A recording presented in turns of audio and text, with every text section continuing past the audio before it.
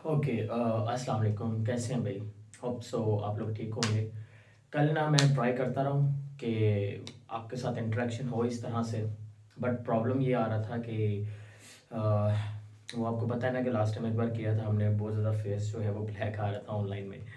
तो उसकी रीज़न है, कुछ कुछ रीज़न ये है, हमारी साइड से कुछ एंडिंग्स में प्रॉब्लम थी, कुछ ज़्यादा पेंडिंग्स आप में है। उससे रीज़न ये है कि 20 MB का इंटरनेट चाहिए होता है हमारी साइड से, और हम लोगों ने वो सस्टेन भी किया। ऐसा नहीं है हमारे पास नहीं है, डेफिनेटली तौर पर है यहाँ पे, तो हमने उसको किया। लेकिन गवर्नमेंट की कुछ पॉलिसीज़ वगैरह जो हैं वो बहुत स्ट्रिक्ट होती जा रही हैं, जिसकी वजह से बहुत सारा प्रॉब्लम जो है वो हमें फेस करने को मिल रहा है। तो बाकी अब अल्लाह बेहतर करो, आगे क्या होता है वी डोंट नो। बहरहाल इसी वजह से हमने कहा कि चलो ये वाला जो मेथड है इसको ट्राई करते हैं। ठीक है मुबशिर, डेफिनेटली तौर पर हम जूम पे भी आएंगे आपके साथ, लेकिन ये वाला मेथड भी करते हैं। ठीक है, तो प्रॉब्लम होगा तो डेफिनेटली तौर पर डिस्कस करना मेरे साथ। ठीक है, ओके। स्टार्ट करते हैं हम बेटा। आज हमारा है season number 1 and episode number 1। तो मैं आपको एक और चीज़ बताना चाहूँ कि ये क्लास चैप्टर जो है, चैप्टर वाइज हम से शुरू कर रहे हैं, क्योंकि स्टार्टिंग वाले चैप्टर जो थे वो आपने नहीं पढ़े थे, और इफ़रा की जो क्लासेस हैं वो मैंने आपसे अलग कर दी हैं। और आई डोंट नो कि मुझे अब याद नहीं है कि मैंने आपको उसके रिज़ल्ट के बारे में बताया था कि नहीं बताया था। इफ़रा का जो रिज़ल्ट है माशाल्लाह बहुत शानदार आया है। हमारे चैनल के साथ एक और सरसेक स्टोरी अटैच है एक स्टूडेंट की। ठीक है, उसकी मैं डिटेल मार्कशीट आपके साथ शेयर भी करूँगा इंशाल्लाह ज़रूर। और उसके 90 पॉइंट आई थिंक 5% मार्क्स जो है उसने सिक्योर किए हैं, and she is the from top list student जो है उनमें से एक है। ठीक है, एंड इंशाल्लाह अगर वो इसी तरह से मेहनत जारी रखेगी तो आगे चल के वो ज़रूर अपने गले में लॉकेट देखेगी, जो भी जिसके लिए जो स्टूडेंट्स हैं वो मेडिकल फील्ड को चूज़ करते हैं, जिसको कहते हैं स्टेथोस्कोप। इंशाल्लाह ज़रूर आप लोग भी हमारे साथ जुड़िए, मेहनत करिए। ठीक है, हमारे पास रजिस्ट्रेशन करिए, रजिस्ट्रेशन के लिए इस नंबर के ऊपर रब्ता करिए 03027762 ठीक हो गया।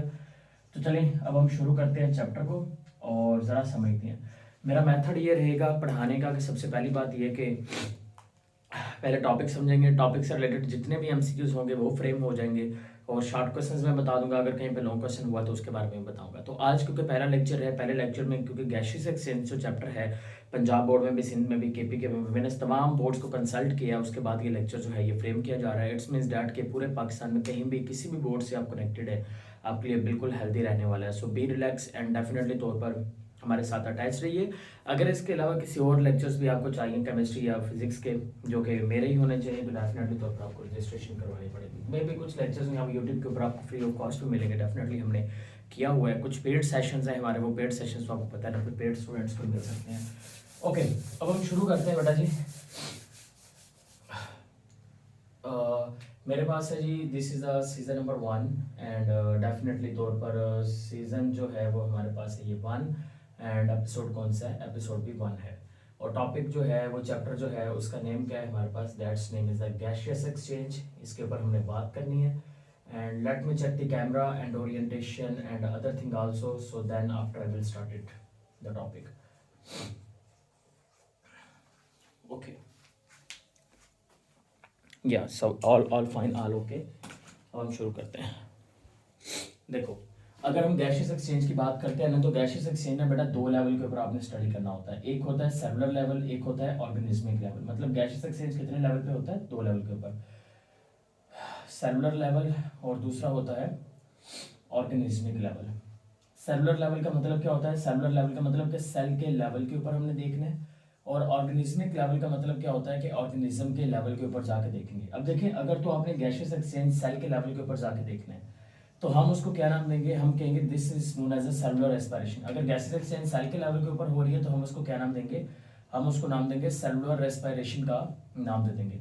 और अगर गैसियस एक्सचेंज जो है वो सेल के लेवल के ऊपर नहीं हो रही, ऑर्गेनिज्मिक लेवल के ऊपर हो रही है, तो हम उसको क्या नाम देंगे, हम उसको ब्रीथिंग या वेंटिलेशन का नाम देंगे। ये चीज़ आपने याद रखनी है।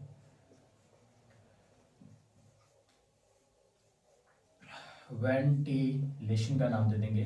ठीक है, तो गैसेस एक्सचेंज दो लेवल के ऊपर होगी। समझ में आ गई बात। अब हमने जिस चीज़ को अंडरस्टैंड करना है वो यही दो चीज़ें हैं, क्योंकि जब मैं बात करता हूँ ना कि ब्रीदिंग और सेलुलर रेस्पिरेशन और रेस्पिरेशन में कोई फ़र्क है, तो मेजॉरिटी ऑफ स्टूडेंट्स जो है उनको इसका आइडिया ही नहीं होता कि क्या फ़र्क है। आज वो सारी चीज़ें क्लियर करते हैं। देखो सबसे पहली बात ये कि इन्वायरमेंट जो है, इन्वायरमेंट के अंदर हमें पता है कि गैसेस का कॉम्बिनेशन जो है वो क्या है, मौजूद है। जब मैं सांस लूंगा, राइट, तो क्या होगा कि सबसे पहली बात ये कि इन्वायरमेंट जो है वहां से मेरी बॉडी के अंदर क्या चीज चली जाएगी, मे भी कुछ बच्चों के माइंड में आ रहा होगा ऑक्सीजन, ऑक्सीजन नहीं जाएगी, एयर जाएगी, ठीक है।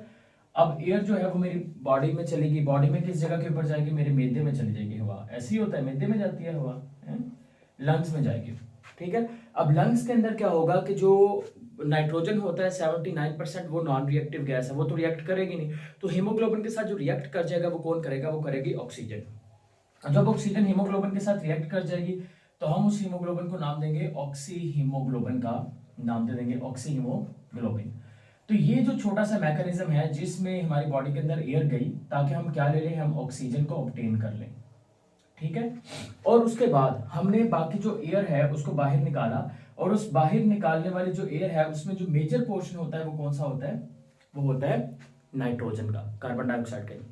अब डेफिनेटली तौर पर नाइट्रोजन का तो पोर्शन होती है 79%, लेकिन उसके बाद जिसका पोर्शन होता है वो क्या होता है, कार्बन डाइऑक्साइड। तो वो मैकेनिज्म जिसमें हम ऑक्सीजन को बॉडी में ऑब्टेन करते हैं एयर से, और कार्बन डाइऑक्साइड को बाहर निकालते हैं एयर की ही मदद से, इस छोटे से मैकेनिज्म को हम नाम देंगे, वी कॉल इट ब्रीदिंग और वेंटिलेशन का नाम दे देंगे। ये ऑर्गेनिज्मिक लेवल के ऊपर हो रहा है। अब जो ऑक्सीजन है वो कहां पर है जी, लंग्स के अंदर है, ठीक होगी बात। अब लंग्स से ऑक्सीजन जो है वो कहां पे जाएगी, लंग्स से ऑक्सीजन जाएगी आपके पास ब्लड में। लंग्स से ऑक्सीजन कहां पे चली जाएगी, ब्लड के अंदर चलेगी, और फिर मैंने कहा कि जो वो ब्लड में चलेगी हीमोग्लोबिन के पास चलेगी, तो उसको उसने क्या बना दिया, ऑक्सी हीमोग्लोबिन। अब जो ब्लड है वो आपको पता है कि बॉडी के हर सेल तक जाता है। अगर ये बॉडी के हर सेल तक जाता है तो इसका मतलब ये है कि ये हर सेल तक बेटा जी क्या चीज पहुंचाता है, ऑक्सीजन को पहुंचाएगा। अगर ये हर सेल तक ऑक्सीजन को पहुंचाता है तो इसका मतलब हर सेल के अंदर ऑक्सीजन क्या हो रही होगी, एंटर हो रही होगी। अब ये लेट्स सपोज दैट ये मेरे पास एक सेल आ गया, ये मेरे पास क्या आ गया, एक सेल। अब ये ब्लड जो है ये ब्लड फ्लो करता है, इस सेल के पास भी पहुंचा, तो क्या हुआ कि ब्लड से ऑक्सीजन निकली, वो निकलने के बाद इस सेल के अंदर चली गई। जब ब्लड से ऑक्सीजन निकल के सेल के अंदर चली गई, ठीक है, अब यहां तक आपको चीज समझ में आई। अब ये जो आपके पास ये वाला मैकेनिज्म होगा ना, इसको हम नाम देंगे, we called it internal respiration. हम इसको इंटरनल रेस्पिरेशन का नाम देंगे, इंटरनल रेस्पिरेशन का नाम दे देंगे। और जब आपके पास जो ऑक्सीजन है वो लंग से ब्लड में जाएगी, इसको आप नाम देंगे external respiration. This is external respiration. इसको हमने नाम दिया एक्सटर्नल रेस्पिरेशन का, इसको मैंने नाम दिया इंटरनल रेस्पिरेशन का। अब देखो खाना भी तो हम खाते हैं, खाना भी ब्लड के अंदर है, राइट ना। तो वो जो फूड है, जो ब्लड होगा, वो ना सिर्फ ऑक्सीजन प्रोवाइड करेगा बल्कि वो ब्लड क्या प्रोवाइड कर रहा होगा, फूड। फूड के अंदर क्या होता है, ग्लूकोज। जब ये ग्लूकोज जो है ये ऑक्सीजन की मौजूदगी में टूटेगा तो हम कहेंगे कि ये रेस्पिरेशन हो गई। कौन सी रेस्पिरेशन, क्योंकि उसकी मौजूदगी में टूट रहा है तो हम बोलेंगे एरोबिक रेस्पिरेशन हो गई, जो क्लास 9 में आपने पढ़ा होगा, है ना। तो एरोबिक रेस्पिरेशन के नतीजे में क्या होगा, ग्लूकोज टूटेगा तो यहाँ पर एनर्जी प्रोड्यूस होगा एटीपी की फॉर्म के अंदर, कार्बन डाइऑक्साइड एंड वाटर। अब ये जो कार्बन डाइऑक्साइड हुई ना सेल के अंदर बनी है, ये सेल से बाहर आ जाएगी। जब ये कार्बन डाइऑक्साइड जो सेल के अंदर बनी है ये सेल से बाहर की तरफ आ जाएगी, सेल से बाहर की तरफ किधर आ जाएगी, ब्लड के अंदर आ जाएगी। ब्लड वापस किधर जाएगा, ब्लड वापस जाएगा कहां पर, लंग्स के अंदर। और लंग्स से जो कार्बन डाइऑक्साइड जो होगी वो कहां पर चली जाएगी, वो एनवायरनमेंट में चली जाएगी, राइट। तो इसका मतलब ये हुआ कि ये जो कार्बन डाइऑक्साइड बाहर निकालने वाले ये जो इतना सा मैकेनिज्म था ना, मैंने यहाँ पे इसलिए बताया क्योंकि मुझे आपको किसके बारे में बताना था, मुझे आपको वेंटिलेशन या ब्रीदिंग के बारे में बताना था, वेंटिलेशन या ब्रीदिंग के बारे में। तो इसका मतलब ये हुआ कि जो वेंटिलेशन या ब्रीदिंग जो होता है ना, इसमें क्या होता है कि गैसेस इन्वायरमेंट से बॉडी में जाती हैं, बॉडी से इन्वायरमेंट में चली जाती हैं, बात खत्म। ब्रीदिंग और वेंटिलेशन इसको कहते हैं। उसके बाद जब ऑक्सीजन लंग से ब्लड में जाएगा उसको नाम देंगे एक्सटर्नल रेस्पिरेशन का। जब ऑक्सीजन ब्लड से आगे ब्लड से निकलेगा ऑक्सीजन, ब्लड से निकलने के बाद सेल में जाएगा, उसको आप नाम देंगे इंटरनल रेस्पिरेशन का नाम दे देंगे, ठीक है। अच्छा, इंटरनल रेस्पिरेशन और अब सेलुलर रेस्पिरेशन क्या होता है। इंटरनल रेस्पिरेशन का एक दूसरा नाम होता है सेलुलर रेस्पिरेशन। तो सेलुलर रेस्पिरेशन एक ऐसा मैकेनिज्म होता है जिसमें ग्लूकोज के अंदर, ग्लूकोज का फार्मूला क्या होता है, C6H12O6।